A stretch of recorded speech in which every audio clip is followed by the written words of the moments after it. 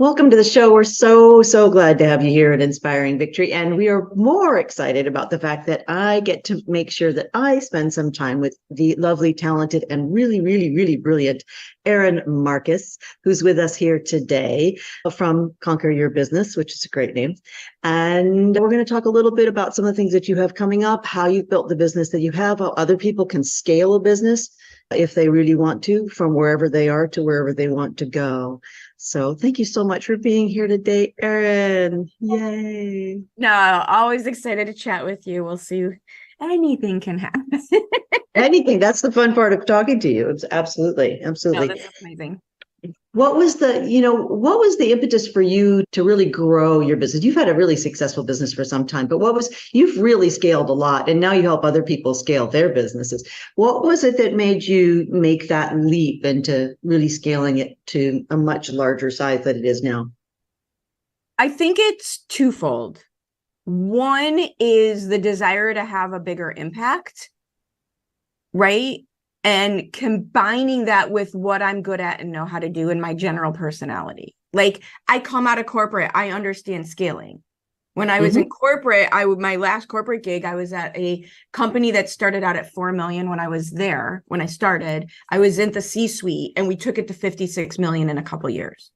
Like, so I know that's my world. Like, that's just how my brain thinks, that whole strategic planning, visionary, combined with an absolute lack of attention span and desire to learn the next new thing. Right? So the complication of scaling doesn't faze me. The delegating that needs to happen in order to scale, to me, is as exciting as coaching clients, right? Creating internal opportunity for people, to me, is as amazing as creating external opportunity for clients. And to me, it's just a puzzle, right? It's the puzzle of business is something that I enjoy. Yeah. I think we both enjoyed just figuring things out. And I think now more than ever, that's really an important factor, because the formulas that were around maybe when we first got started a few years ago no longer apply to the new world. So a lot of it is, can you problem solve in real time for a business in order to be able to get them where they want to go? And that takes a real innovative mind, which you definitely have. It's kind of like a good news, bad news thing. That I totally agree with you. And to me, all of the online businesses per se that were killing it in 2020 when we had a captive audience for virtual events because nobody could leave their house, they're all gone. They're all gone because what they really learned how to do was parrot back a list of things that people needed to do. And so the sad part for those individuals is that so many businesses are going out of business. But the good news for the rest of us is the competition is getting smaller and smaller and smaller, because, and now you want to throw ChatGPT in there where everyone thinks they just have every piece of information at their fingertips. And there's this huge opportunity. There's a huge opportunity for people who actually know how to apply information on behalf of others to really stand out. Well, I think information used to be really prized, and now you can get information in 1,000 different ways that at your fingertips in 4 seconds on your phone. So that's no longer very exciting. What you're really looking for is we're looking for, I think at this point, is some wisdom about what to do with all that information. And I think if you have enough experience to be able to see patterns of what works and what doesn't work in a business, then you can figure out how do we apply all of this information? Otherwise, it's just vast quantities of useless information. No one cares about. Have you seen the TikToks of like the Gen Z people going, well, what did you do before you had Google? And this, like, we just didn't know things. We just didn't know those things. I had this great girlfriend in New York City, and I would go to a movie and I'd say, okay, there was this guy in this movie. Have you seen the movie yet? She goes, yeah. Okay. He was like the third king that came on, and he was really good looking. And what else has he been in? Because it's really bugging me. And she was like, we all referred to her as like the queen of all things that you could ever want to know about any movie or TV show. And now it's like she's been replaced by IMDb, and yet I still call her for that because it's a lot more fun. But yeah, I mean, those days are over. You just didn't know stuff, and you prized people that knew stuff. Christine was everybody's best friend if you wanted to know who was in that movie and what else you could see him in if he was really that hot. But now that is no longer so impressive or so prized. It's what do you do with information that applies to you very specifically, and can you bond with, as we always talk about, can you bond with the person or the entity itself? Is it this faceless, nameless, emotionless entity that you don't feel you can connect with or get behind in any way? So that, I know what you always talk about is how important that is to become a brand that has emotion attached to it. And I spent all day long doing that through storytelling and through business growth and branding and naming. I name everything in the world, as you know.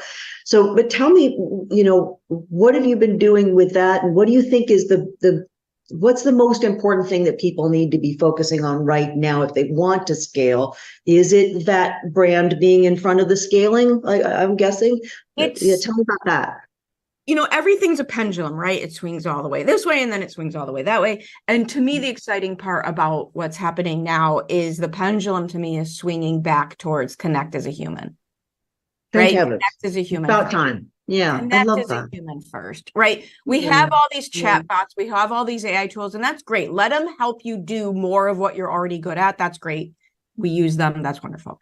But if you have the ability to connect as a human first, and even you see this even in the giant brands, we all know, right? We all know who's the face in front of Facebook, the face in front of Amazon, the face in front, all of the things. Humans buy from humans, no matter how big the company is. Humans buy from humans. And yeah, there's certain brands out there that you might not know the human in front of it, but they've built the emotion in front of it. Things like Harley Davidson, there's very clearly an emotion to that brand. It's outfits to wear and rallies to go to. Yeah. And that really, to me, is not just the future. We've already seen it in the big corporate, but now it's also in the small business world, in the medium-sized business world. And that is, for me, that is my favorite place to play, because this combination of the two things that I get to do, which is my two favorite things, build scalable businesses, because again, I love the puzzle of business, but build the personal brand on the front end, build the storyteller, build the emotion, build the connector that as a human represents the brand. And it doesn't work if you're missing one of those parts, right? And then on the flip side, you have these people trying to build businesses through automated funnels and things with no human, no humanity on the front end of it. So how do you break through those problems? What's the new problem that businesses are faced? Well, you got to combine those things. You got to combine the personal brand awareness. And how do you create the personal brand in front of an absolute scalable business? And the fun part truly is most people who understand that and want it are using that business and that scalable business to launch the next thing of impact that they want to have. Like understanding that self-managing, scalable, I keep using that word, business is a launching point for everything else that you want to have an impact on, whether it's a foundation, whether it's a charity work, whether it's your next business. Yeah, I have a client that when I first got her, she had one business, then two businesses, and then now she's on her third and about to get her fourth, and she's starting a charitable arm. And we finally had to sit her down. Girl, you don't get to buy another building for 6 more months. If you buy one more building, your entire staff's going to mutiny. But she's been able to do that because of the fact that we gave her this foundation of great people and a great brand and something that was scalable. But I think that's become easier easier and more difficult at the same time. But it is a leverage point now. You can leverage the fact that you have something that is scalable. And if you're not in every moment of the day to day, that allows you to do so much more if that is your choice. And I think a lot of people are these visionaries that start businesses and want to do other things, whether it is another business or a tandem business or a sister business or a charitable arm. Visionaries tend to always be visionaries, and those are also my favorite people.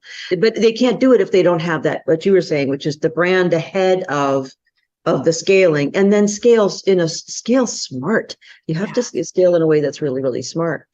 What do you think is the number one secret to scaling a business right now? People. More who's. More what? More who's, not what's, right? You need who. Okay. Tell me about right? People. What is the book? It's who, not what. I mean, it's so true, because if you want, like, we do this in our personal lives very, very well. My kid needs a doctor. My kid needs to go into school. My cousin needs a job. My sister needs a lawyer. My brother needs a mechanic. Who do you know? And yet in our businesses, to answer the opposite of your question, the antithesis to being able to do this is to go deeper into all the things that you need to do. It's not more work. And this is what people don't understand. It's not about doing more work. It's about doing different work. And the people who can't figure this out are the people who get stuck wanting to do the thing the business does personally. Right? So many people go into business to do the thing that the business does for a living because they love doing it. They know how to do it. They're good at doing it. And then to become a business owner with a self-managing, scalable situation, you have to change your role and become a business owner. And you'll appreciate this with the storytelling. The way that I describe this is, you think people would love to think that the bridge from entrepreneur into small business owner is a pretty stone bridge with a creek and a grassy knoll, but it really is more like the Indiana Jones bridge being held together by twine and planks. It's on fire, and there's a guy at the other end with a sword. And so naturally, of course. And so people retreat back into doing the thing they know how to do, which is what the business does for a living. Yeah. Instead of becoming the business owner who empowers other people, going back to what do you need? The people, that unstoppable team. And that fear, because when you asked, what do I do and why do I like to play in this area? I love this idea of creating a team of intrapreneurs. Can you surround yourself with people that here's my little phrase, because I know we love messaging. Hire for horsepower, not for task rabbits. Hire for horsepower. Who can drive this forward with you? Not who can check boxes off of a to-do list. Yeah. And I find that it is the people who can check boxes either remain at very low level positions for the rest of your life, which if you're fairly small, by the way, you need a couple. You need, and which is wonderful, especially the younger people that just don't have the experience yet, and they need to get it somewhere. Heaven for you, we're delighted to give those people a job. We've got some great people who are brand new and are loving to do check boxes because they need their first job, which is we're delighted. They need to pay the bills. Got it. And we've all been there. And some people really enjoy that kind of work, which is also fantastic. But I see what you mean. It's in a small company also, if you have too many of those people, you're the only one driving growth and expansion. No, I think that's really interesting to point out. Wow. Okay. So what's the first step for somebody that wants to scale their business and go across the crazy bridge with the sword on the other end and on fire, flamingly behind them? So if they're willing to go across the Indiana Jones flaming bridge and risk all the perils involved, what's the most important first step they need to take? Reverse engineer the whole thing. It has to be reverse. I love that. Yeah. You cannot start. You can't start at step one. You have to read the massive clarity. And it's so funny because I was just writing this out to do my live show about this today. you have to get massive clarity about what you want. Because, so for example, I ask people all the time, oh my God, what do you want? What are we building here? What do you want? And they always start out with a number, which is fine. I want $1 million business. I want a $5 million business. I want to triple my income. Okay, fine. But what does it look like to you? Because if you tell me, for example, that you want a $1 million business, to use round numbers because math, you could have 4 clients or you could have 1 million clients. And those both give you $1 million revenue, but they're very different companies. And yes. so, right. So people get a number in their head and then they stop. Well, what does that look like? Where's that number going to come from? Yes. Where's that number going to come from? Yeah. Low what are cost the components? Leader, which is fantastic. Walmart is a bigger company than Bloomingdale's, people. Like, low cost leader is fine as long as you're doing it on purpose. All of this is fine as long as you're doing it on purpose. Or do you want luxury brand? Those are very different paths. Yes. And very different skill sets and very different days. And so what are we building so that we can then go about looking at, well, does what we have get us there? And if not, what needs to be, right? You have to reverse engineer it. Too many businesses go and do random acts of marketing and random acts of business, and they're looking down at their feet, putting one step in front of the other, completely obsessed with their own problems, completely obsessed with their own business challenges, and not, which I understand because, like, it's a heavy lift sometimes, but if you don't give yourself this litmus test, I consider it like a gift you can give you. Clarity is kindness, right? Give yourself a litmus test of the clarity of what we're building so that every decision I make, I know, is this moving me towards it or away from it, period. Black and white. Is this moving me towards that or away from it? Yeah. I think a lot of people think that clarity means they know what number they're going for. They know how soon they want that number to happen, which is usually, 1 million, 5 million, 20 million, 50 million, within, 2 years or whatever they're looking for. But they don't necessarily have that clarity about what are the components, who'd be selling what, how many pieces would we need to do. And the other thing I think that people make a mistake of is you can have the best quality, you can have the best service, or you can have the best price, but nobody can have all three. You don't get 3 parts of the triangle. No one gets all 3. It is not physically possible. You will implode. And we started off, I think when I started my business, and it started off just me and then a couple of other people. And now, of course, it's grown and grown. Now we, all these people that I get to work with, which is so fabulous. It started off with, I'm going to make sure that I give people great quality. It'll be, the best speech I can possibly do. It'll be the best consulting job they could possibly ask for. I wanted them to say, oh my gosh, this was the best investment we ever made in our company. And that's all. If I didn't think they could say that up front, I wouldn't take the project, still don't. And if I didn't, I would keep going, even if it was longer than I said I was going to work with people, to make sure that happened. Now, that the service, on the other hand, I didn't always, wasn't always the one who could get back to people, emails within 4 hours. I was, and I would say, okay, I could do it in 24 hours. That's how it goes.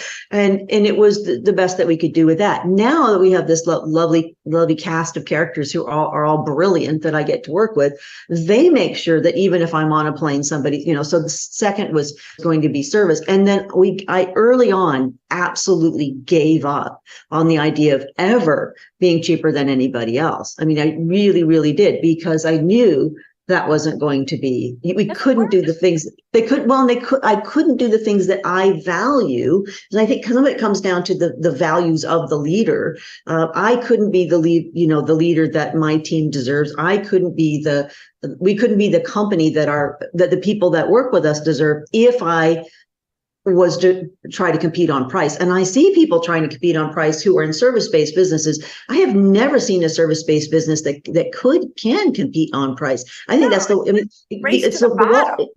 Yeah, it works for the Walmarts or Marts of the world, but I think in service-based businesses, it's virtually impossible. I've never seen it work ever. So, it's that same thing. So I see what you're saying is what are your values, and then how are you going to differentiate yourself through the things that you think are really, really important, what about the people that say, oh, I just, I love being in the business. They love to do the thing, but they also want to scale their business. How do you match those up?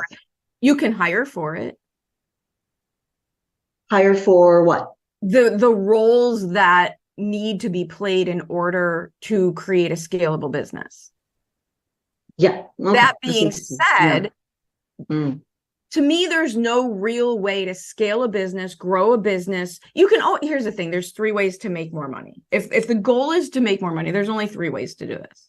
You can charge more, you can sell more, or you can add a service line. Like that's not a new, right. That's not my original thought. Like this is a well-known situation.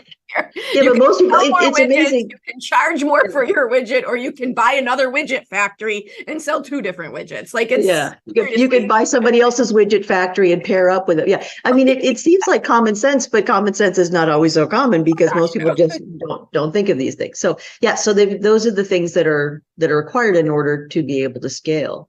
Yeah. And if you want to scale, but you still want to do the thing, like there's a lot of different steps you can take. So for example, I have a client right now that we've done this with because he was the one providing all the service and he ran out of bandwidth. He has a great concept. He has a great company and he was running out of bandwidth. So we created a situation where he brought in other facilitators to deliver on the promise that the company was making. And do business development so that they have a way to uncap their income. And my client, as the owner of the business, isn't removed from it. He became the prize. He became the more expensive version of the offer, right? Elevating his status that gave him space to become the leader. And that's the trick. Like, if you want to hire for the pieces needed to scale a business and not do all the pieces, you can do that, but you're going to need leadership skills. No matter what, you're going to need to scale up to being I always say the leader that my team deserves, a leader that one's team deserves. Yeah. Yeah. I went through that for the longest time. I really thought that my whole entire business for the rest of my life was going to be, me and more of me. And then all of a sudden it started to really shift when I realized that my clients were asking for stuff I don't do. They don't do. And I was like, but I have friends. I have unfortunately, I have some fabulous friends. I'm looking at one of them right now. Who's very beautiful against a green background. Yeah. And I realized, they would say, we need a fractional CEO. We're desperate. And I was like, oh, God, I got a couple of those that are really good, or we need, I need a ghostwriter. I need all these things. And then it was, we need overseas staff because of the incredible crunch for good people in the US was really, really difficult. Well, I had some great overseas people who had one of whom, Leslie or Laza, who's amazing. She had a background in recruiting and she's like, I could get you all the people you want. I went, really? She goes, yeah, I could. And then we realized she was good at training them and installing them so that it would like done for you. They just showed up done. And so now we have this whole division of 2 divisions, really. One for bringing in outside talent at the C level, and on the more virtual side of things. Leslie now owns that division. We're building a whole piece of the website that's just for her, and it is her thing. And to see other people leveling up into leadership, which she's done effortlessly because she's a genius, that's been really exciting. So all of a sudden it was like, okay, if we're really here to help people double their business, and preferably in 1 year or less, what are the components that they need that I am not, or I can be the mastermind visionary that I love to be and put the puzzle together, and then let everybody else bring in all the pieces that those people are looking for. And it evolves. I think you were saying about how if you're just looking at what do I want and what do I need and how am I going to get to 1 million widgets, it's very different than if you hear 100 people telling you, we desperately need a fractional CFO or COO or a virtual assistant or something like that. And you realize you have the connections to do that, either partnering and outsourcing and connecting it that way, or bring them in-house and do it internally. It can naturally scale your business. And I see this with a lot of businesses. Yeah. Well, and what you're talking about is the natural path to scale is what's your client's next problem? solving, Yeah. right? That's what you were What do doing. they- You were And solving what do they their want? next Solving problem. their problem. And what do they want the most? Because I believe people buy from thought leaders, which is what a lot of us are in that category. They buy what they want the most and can justify the easiest. And so if you can tap into what not just this is a problem that they have, we'll solve that and then they'll never see you again. But if you can tap into this is something that they want a lot, and this is a problem that if you solved it, they could do even more with your company. Now you can help them grow or double or scale or whatever that it is that you want to do. That has a huge impact because they will, it's much easier to justify to the CFO something that company wants a lot. And that, again, is something that they can justify. And I've also described, I don't know if you've noticed this, but sometimes what the CEO wants and what the CFO wants are two different things.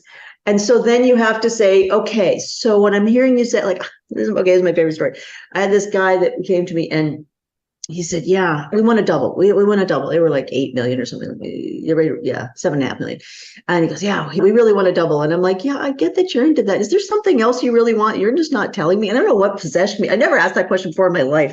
And he's like, the biggest association in the world is my association. And I've always wanted to be president. And I think the only way people are going to take me seriously is if we double. And if we double, then I'll be able to be president. But I can't tell my CFO that that's my real it's a human. It's connect as a human. Like it's connect as a human, right? And so, but because I was asking real human questions about him as an actual person, I said, if that means something to you, and if that's what's motivating you to double your entire business and have all the people that work for you making more and happier and scale the whole, if that's what's motivating you, then that's going to be your carrot I'm going to dangle in front of you. And every time we talk to the CFO, we're going to be discussing the numbers and how much money you're going to make when you go to 15 million, and which we were able to do in less than a year. Yay. But but it's interesting how sometimes you have to get all those things to align, but people always buy what they want the most and what they could justify the easiest. He couldn't justify to everybody else around him, I just want to be the grand poobah of the universe at my association. But you have to look for those look things. at him like he has three heads. Yeah, but you have to look for all of those things and realize that's how humans work. Yeah. So what kind of new stuff do you have going on? I know you have a fairly new program that you are doing, the Power Brand Amplifier, which I love that title. Awesome. I was very excited about the word amplifier. Tell me about that, because I think it sounds really interesting.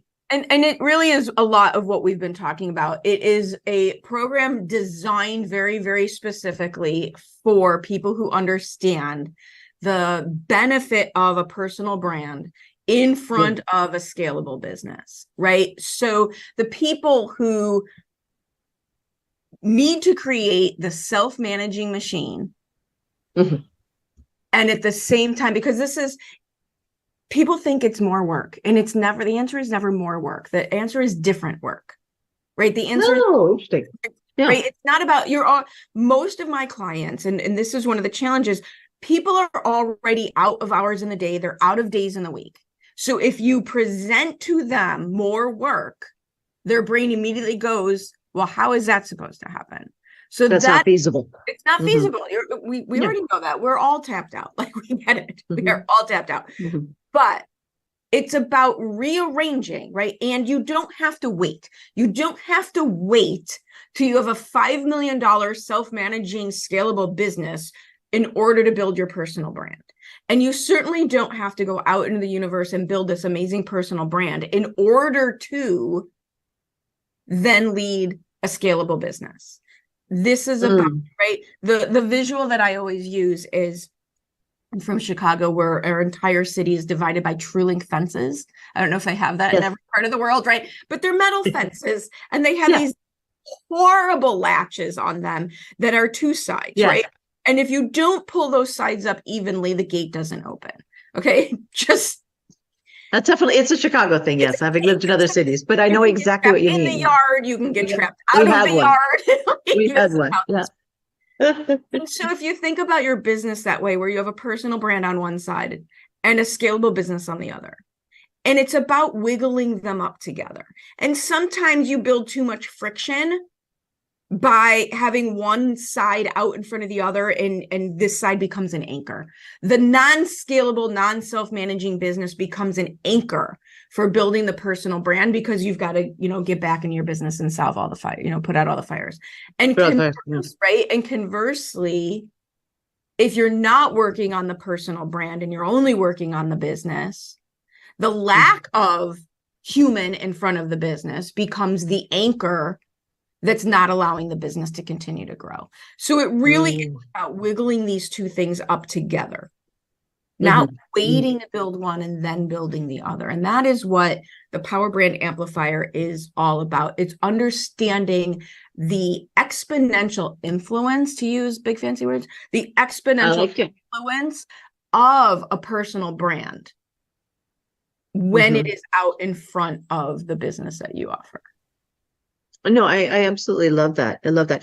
I think a lot of people are confused as to what personal brand means, because I've heard, I speak at a lot over the years. I've spoken at like 3,000 different conferences, a lot of conferences, and I'll hear people talking about personal branding. And I don't think that they explain it the way that you do, but because their definition is more about making sure, almost like propaganda about who you are as a person, what you ate for lunch, and much more of that influencer kind of stuff that is out there and not necessarily prized, shall we say.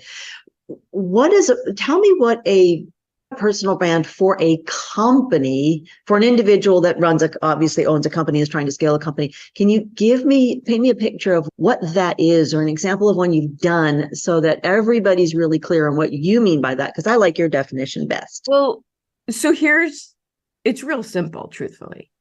What do people say about you when you're not there? Nice. That's what it is. And your company, and depending upon the size of the company. What do they say about you when you're not there? Okay. And why is that so important? I mean, I know, but I want to hear the way you share that. It all goes back to where we started our conversation. Humans buy from humans. Connect as a human first. Regardless of what you believe in, and there's such a downside and a sadness to me over the divisiveness of where the world is now, the American politics, the world stage, all of it. But more than ever, people want to know the person they're buying from. Yeah. Even if, and I work with service-based businesses, even if the service is a benign service such as bookkeeping. I'll give you an example of that. My tax guy has a huge company. I'm blanking on the name of the company, but the whole team on their website wears t-shirts that say, "I hate the IRS." Now, he's not against taxes, right, and services provided by the country that we all need, the fire department, right? Like, this is not what we're saying. Do we want teachers to have a salary? All that. Yeah, very important. To have very important, the power grid, don't confuse the infrastructure. We need that. Yeah. We need that in the US. Yep. That's not what he's saying. However, the current way it is implemented in this country makes people crazy. Yes. And so his whole stance is, how do I say it? It's not about tax avoidance is fine, tax evasion is not, right? Like, it's paying your fair share is one thing, but overpaying because you don't know the rules is not. Right. Yeah. So or getting yourself into trouble because you don't do it properly. Also not okay. So his brand is very much out in front of his business. And you'd think it's like, how non-sexy could we get? But his brand and his market is small business owners who are already. That's how they feel. They already feel that way. Yeah. Yeah. They already feel that way. He is taking his personality and putting it in front of his business and matching his business to his personality. Yours is a perfect example, the one you gave as well, because you started out with your intention being, it's servant leadership, however you want to describe it. I'm going to do the best I can do for my clients so that at the end of the day, they think this was the best thing they've ever done. And your personal brand, having known you for a while and watched you not just in our interactions, but seen what you were doing out in the world, was to like that led what you did, that drove your behavior. It drove your behavior by helping people before they were officially yours, right? By just showing up and how I'm here to help you. How can I help you? You've got me for the hour. What do you need? How, right? And so that's a personal brand that now everybody knows that about you. And so, right. Or one of the things that in my last business, my brand was, I knew everybody who could help you. If you had any problem in the universe, I knew the person who could help you. You still do. So that is just like, it's the way that I function. My brain can't help that. Right.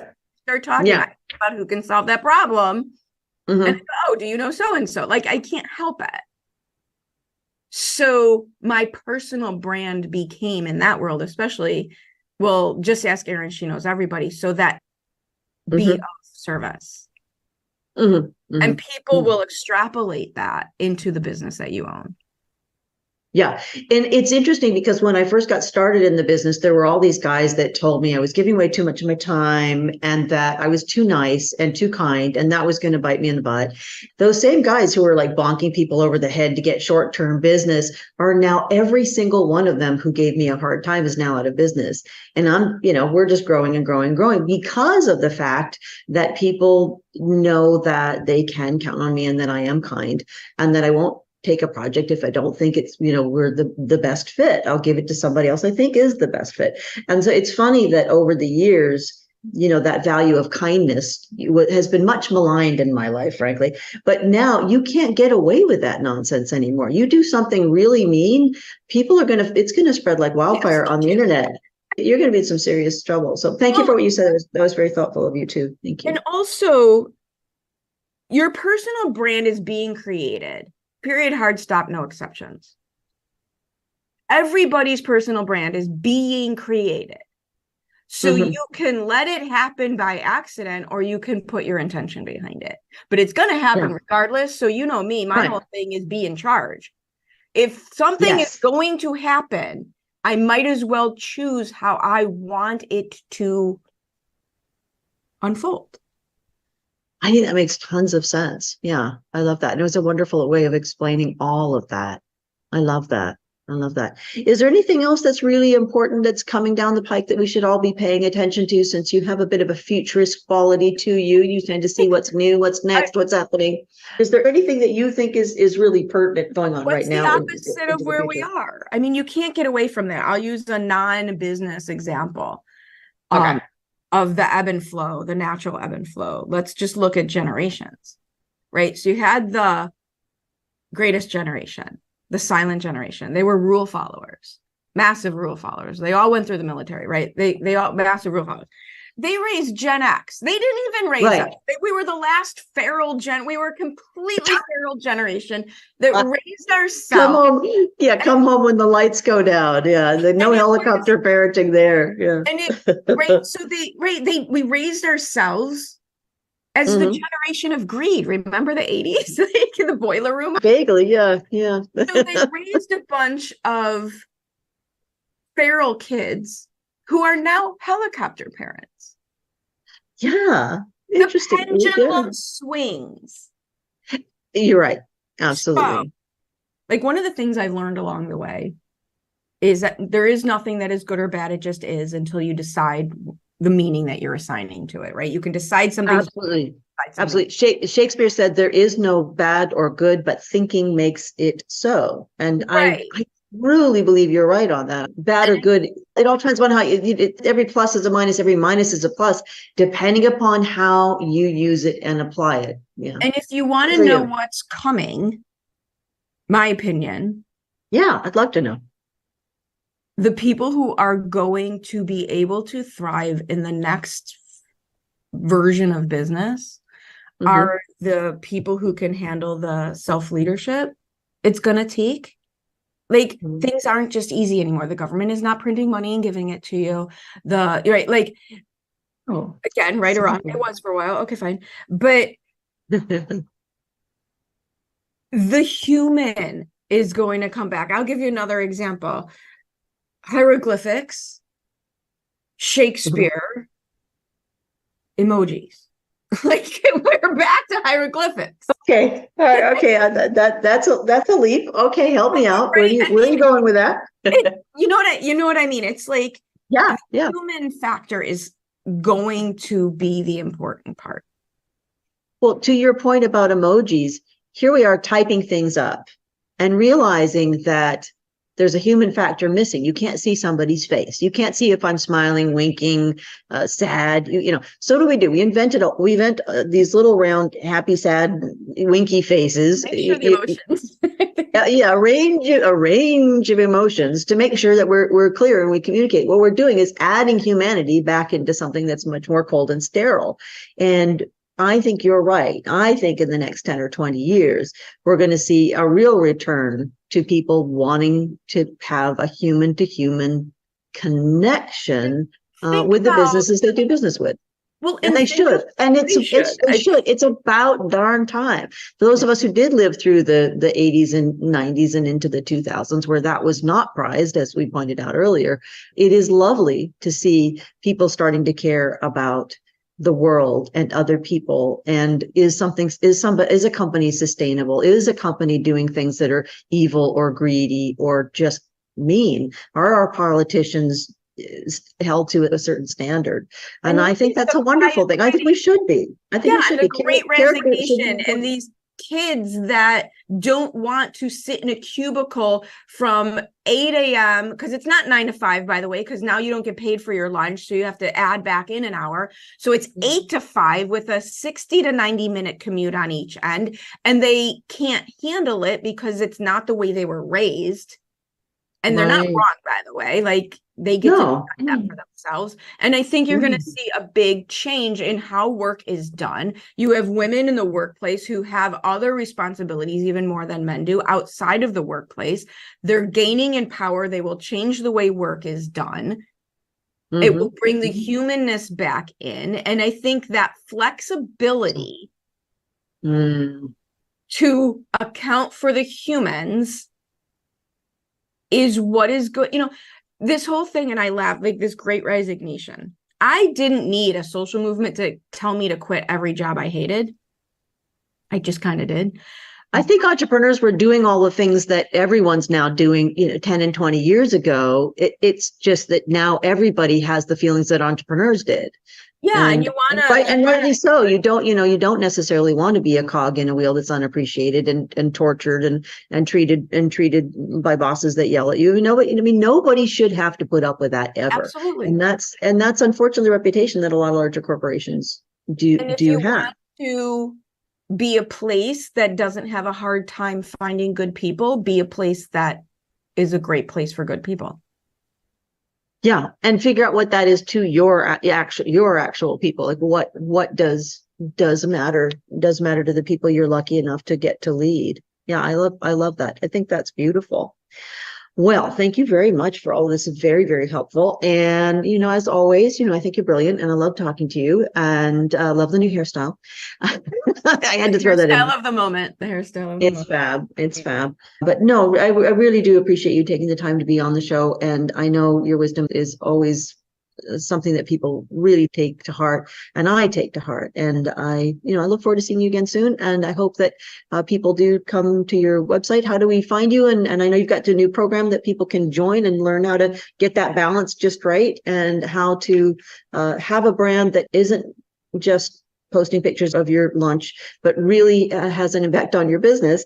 So how do we find you? How do we get more information? Where do we go? It's really easy. It is all in one place for you. If you just go to conqueryourbusiness.com, everything you need is right there.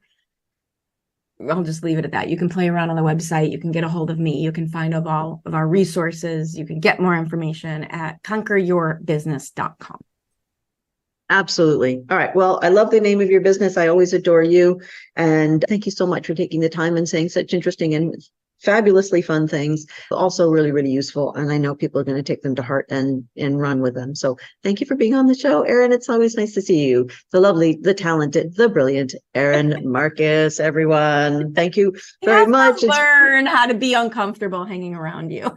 I'm here on stage in front of 2,000 people, no problem. Just don't make me listen to the introduction when you say nice things about me. Right? Like, it's always so weird. But thank you, thank you, thank you. I love chatting with you. I love working with you. You are the voice in my head that says, no, do it bigger, go for more. Good. You have the capacity to do so. And I know you've started to really see that for yourself, which is great. But thank you very much. We look forward to seeing you again. And, just much, much appreciated for your wisdom and your time. Thank you.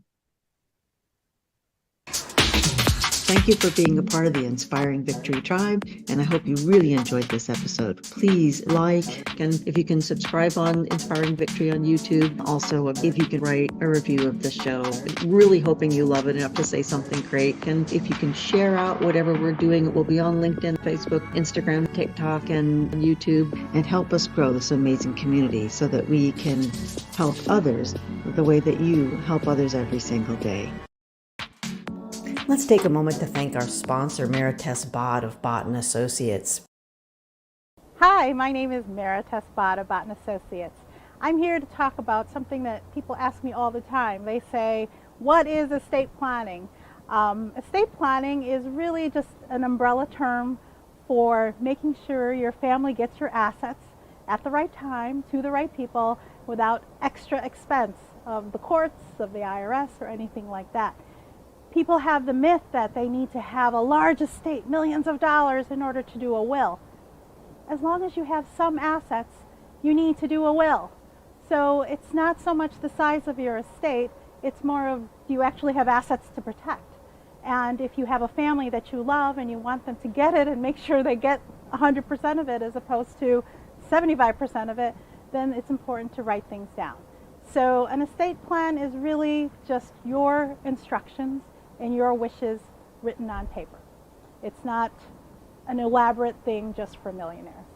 So if you have further questions about this topic, give us a call. Our information is going to be below, and give us a call. Thank you.